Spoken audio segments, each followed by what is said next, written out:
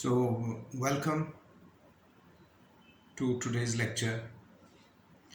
Uh, we decided in the beginning that it would be more communication in Urdu, but somehow we have to mix and blend both of the languages. So, in the previous lectures, we have adequately talked first about the individual, because individual is the main character of this whole human story.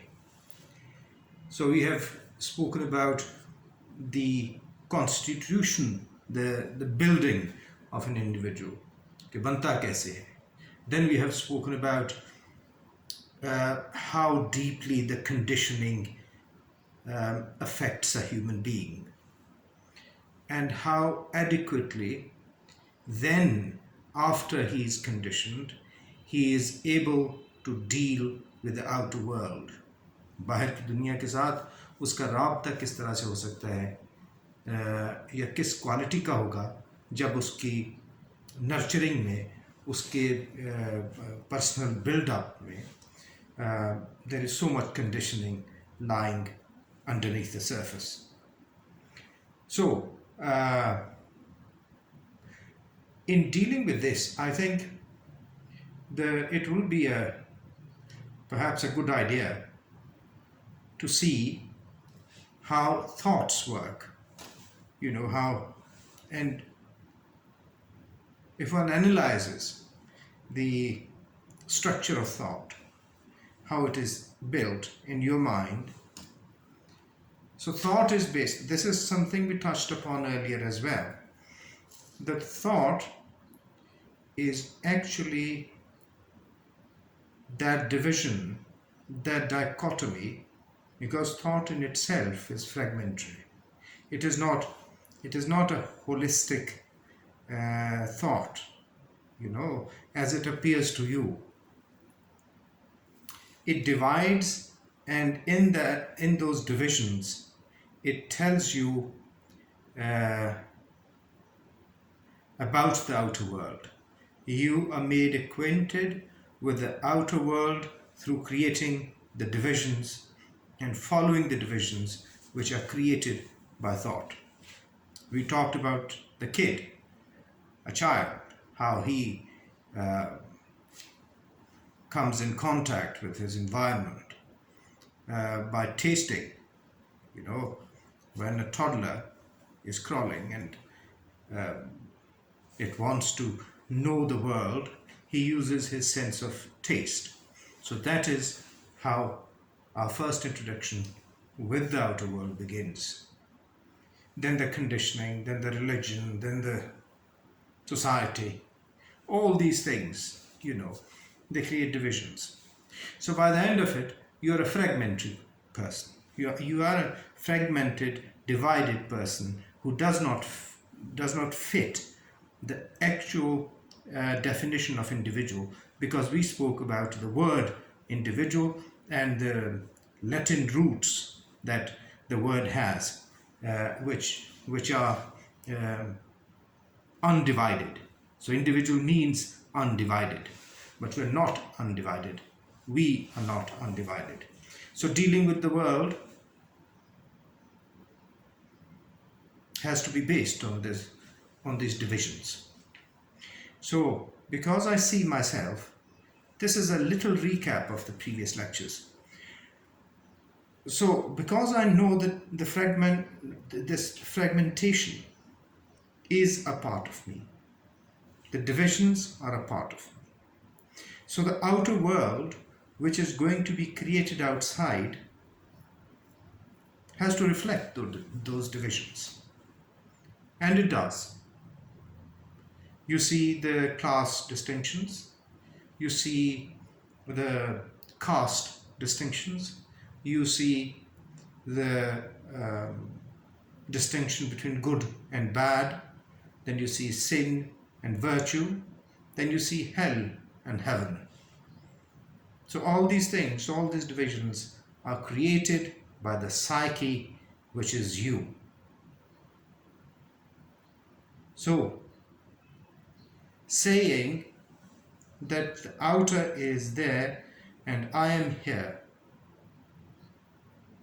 is a very uh, naive thing to believe in, because you have created the world as it is. So the responsibility of what it is lies with you as an individual. So we have probably spoken before as well that superimpositions like religion, like political systems, like ideologies, like other tools of authority, they do not work. Why do they not work? They don't work because they are external. They're not subjective to you. With the passage of time, they do become very subjective. People start fighting for their own groups, whichever group they belong to, black or white or yellow or green. So that is also the deepening of the conditioning. So that is important to understand. But you are the world outside. You have created it. So the responsibility, when we try to externalize this, we want to deputize this thing to other systems which are actually the creation of that divided psyche which we have inherited. So is it correct, or is it workable that other systems, the outer, objective, external systems, are going to help you in any way in changing the current situation of how it is, of yourself and of the world? So they haven't worked up till now, so many years and years of experimentation with various political systems, with various religions, with various ideologies, and they have not worked. They've created more and more divisions. So they're not the answer. They don't contain any kind of solution for the human tragedy, for the human suffering. So if there is a man who comes along and says to you, whether he's a religious man or a politically active man, and he comes to you and he says, right, here I am and I'm going to change the way you live and change the way you think, and I'll take away all the suffering that you have. Has it ever worked? It has never worked. There were highly enlightened people in the history, very enlightened prophets and very enlightened philosophers and very enlightened scholars who came up with various kind of solutions to this human tragedy. And it hasn't worked. We see that very ideological systems, very pacifist systems, like Buddhism, for example, who believe in not hurting others and not hurting the environment and all that, with all that pacifist ideology, because Buddhism is considered to be the embodiment of non-violence. So what happened in various countries now? They have been involved in terrible atrocities. They have killed Muslims. They have killed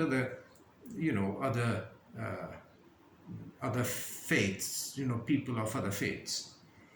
So there is no difference. No external power can ever change your system. Your system is internally connected with the external system. So your understanding of the world is going to create the way you want the world to be. This is not some kind of an abstraction. It is not something of saying that it's an ideological or a very abstruse kind of a thing. It is reality. It is there. Do it and see it. It is for you to experiment. So there's a paradox. So paradox is that the outer world and the inner world, me and the world, we are two different things. External systems are going to help me as an individual. So this deputizing of the responsibility on external systems, objective, outwardly ideologies, is something very, it represents a weakness in human psyche. And the people who are in the business of exploiting this weakness in the psyche, they do it quite well. These days we see that, religion, for example, various political lobbying, various religious lobbying. So they are doing it. They are doing this thing. They are manipulating the weakness which exists in your psyche, that you are different from the world. They have the right ideals and they are going to give you those ideals. And this is how they propose a universal solution to humanity. Has it worked? It hasn't worked. If you look at Jews, they are against Muslims, they are fighting. If you see Shias, they're self-righteous, just like Sunnis fighting each other. If you see Christianity is self-righteous. So this is what happens. So communism is self-righteous. This leftism is self-righteous. So they have their own solutions to the problems. So they're going to invest in those solutions because their business depends on that. So you got to understand it. So who has the responsibility? This is an important, fundamental question.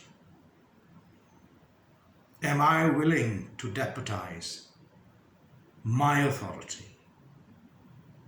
to change myself and hence change the world? It's an immense responsibility.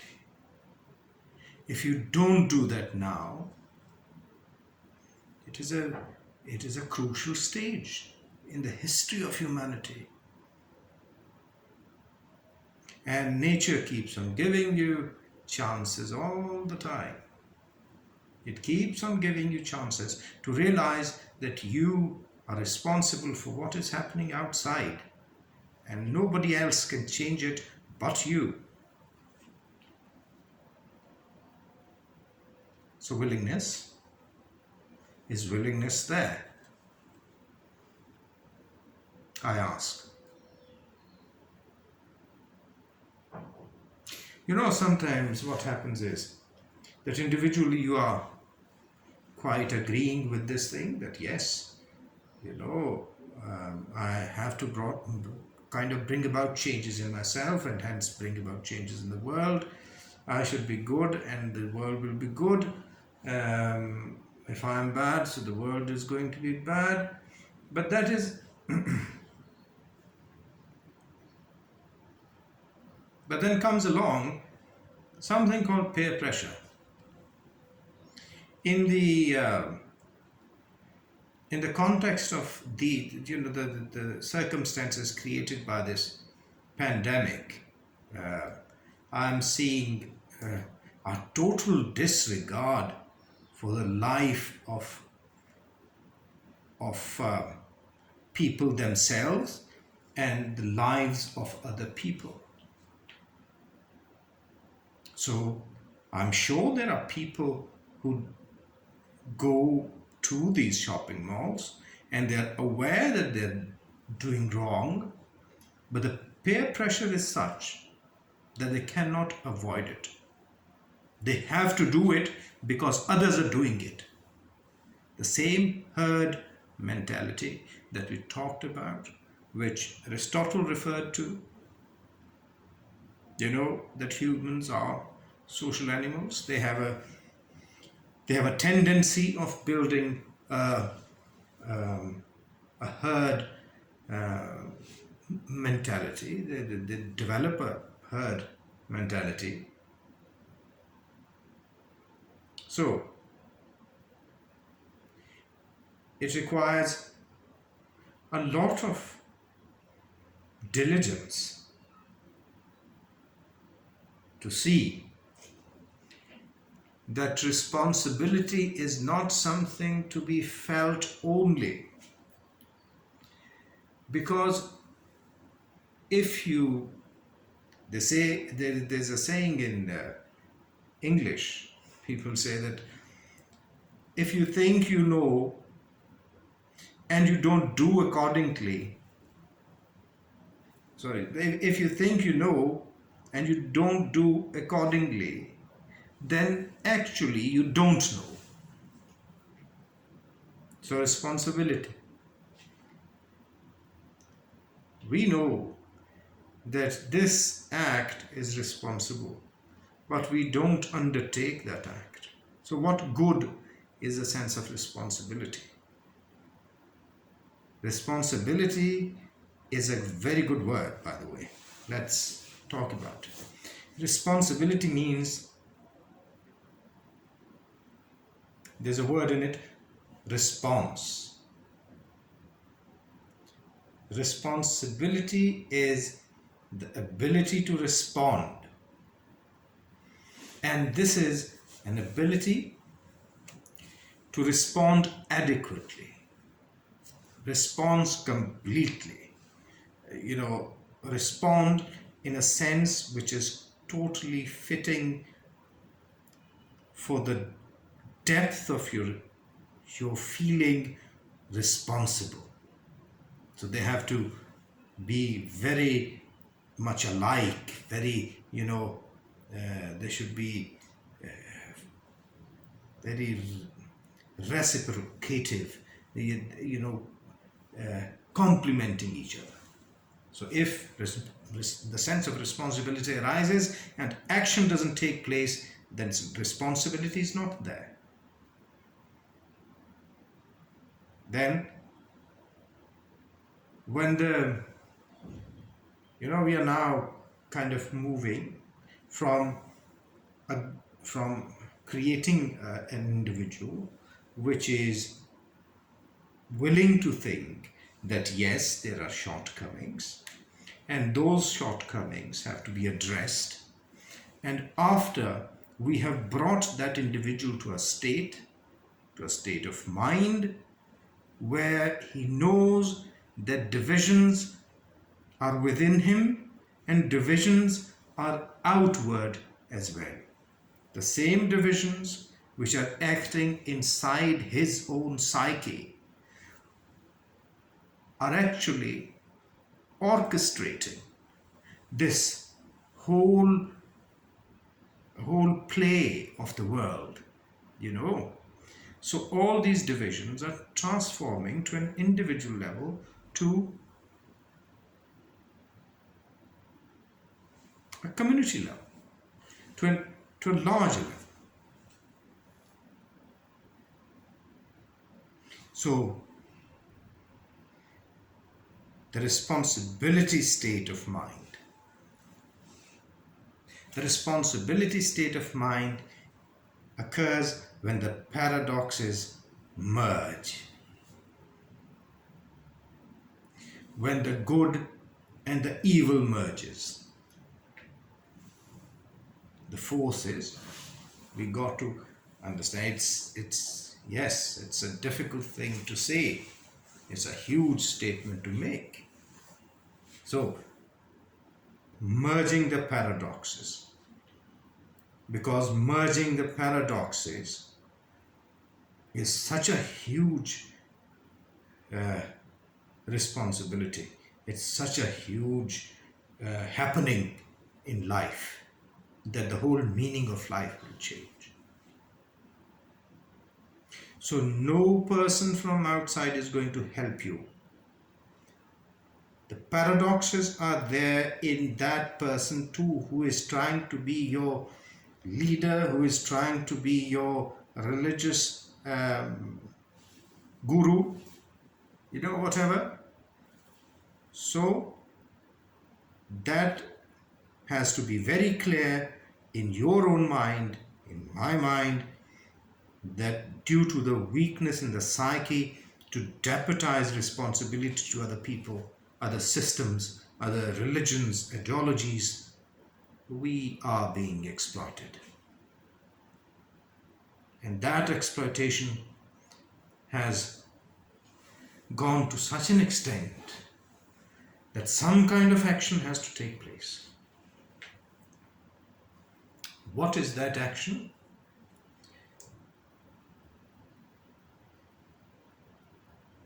That action is adequate response to your feeling of responsibility. So when you adequately respond to your responsibility and the feeling that is actually coming out of you, coming out of the very depth of your being,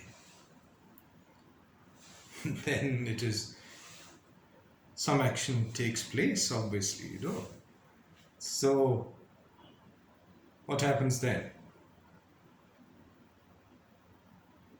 Then you don't have to be messed with. Then there is no authority outside you.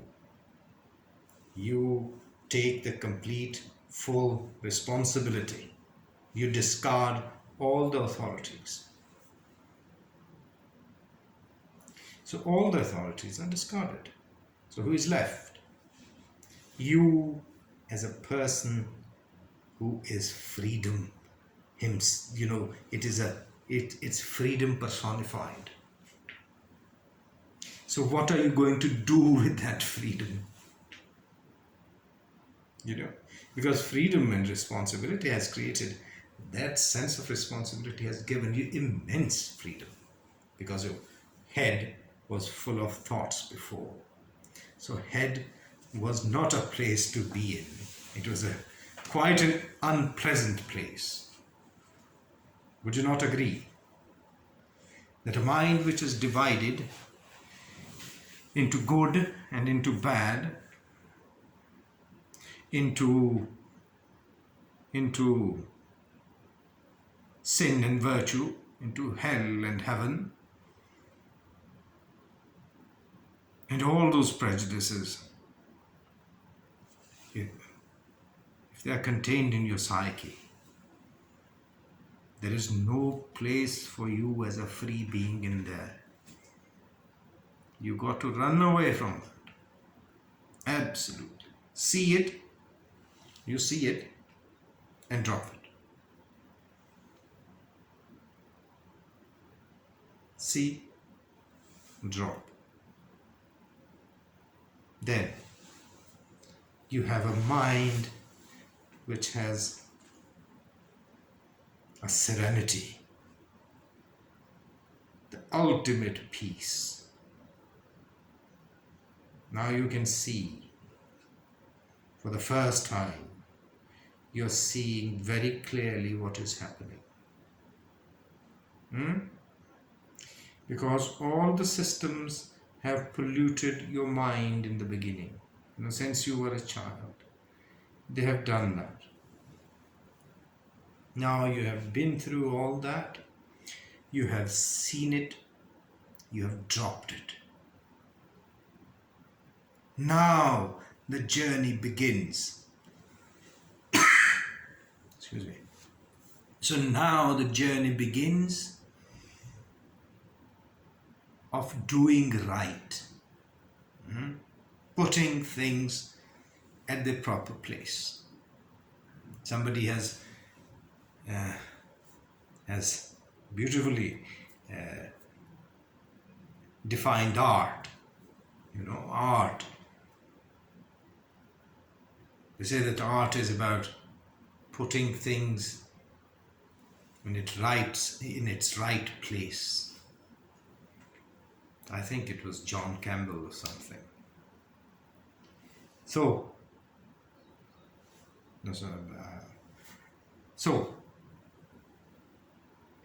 putting things into the right place with the cleansing of your mind from all the prejudices, all the goods and bads, virtues and sins, heaven and hell. You have immense energy. Your mind is concentrated on what you want to do, because this life is, I think, with all its ups and downs and difficulties and all its, bitterness and pleasure and pain and all these things, it is still, a wonderful, a privileged place to be. So this privilege is not to be taken lightly and just going through life without intentions, without contemplated intentions. That is a wastage. That's a wastage of life. So whether either you decide that you're not going to be wasted, or you continue with the peers, with the peer pressure, going out to the markets, indifferent to one's own life, indifferent to the life of others. So love. What is love? If you're not responsible, for example, what is love? You love your kids. You send them to the same schools where you know they're not being educated. So, where is love? You happen to say that you love your wife, but you will take her to this virus-ridden supermarket, to these markets. So you're not acting responsibly. You're not acting responsibly yourself. You should love yourself. So because there is no love, the responsibility is not there. Because love means responsible. So from now on, our point of seeing at things one by one, as we said in the beginning of this lecture series, that we are going to make sure that all topics are dealt with in a state of mind which is completely responsible. I am responsible because now everything I have discarded. So I am an independent, free man. In my freedom, I am going to be responsible. I'm going to be responsible about the education of my child. I'm going to be responsible about my friendships. I'm going to be responsible about the political system. I'm going to be responsible about the religious thought which is in the society. I'm going to be responsible about each and every happening. I'm going to be responsible about the flowers outside. I'm going to be responsible for the trees. I'm going to be responsible for the traffic outside. I'm going to be responsible for how food is produced. I'm going to be responsible about clean water. I'm going to be responsible about bringing some kind of better quality in this life, which I feel is immoral. There is a huge immorality in life. How it is immoral? You can look around, have a deep look at, how things are happening. It is completely and totally immoral. Jealousy, hatred, anger, frustration, hunger, territories, people, armies, fighting, bullets, bombs, diseases. Look at that. So we have created this world and we have become responsible. Oh, that is the whole object of this talking with you. Responsibility. Awake. Be awake. Awakeness is the most important thing. You've got to be awake to take decisions. You're not going to let other people dictate your life. You're going to do it yourself. For doing it yourself, you have come to a state of total responsibility. You're not giving in, are you? You're not giving in. So that responsibility of you as an individual is going to bring about a change.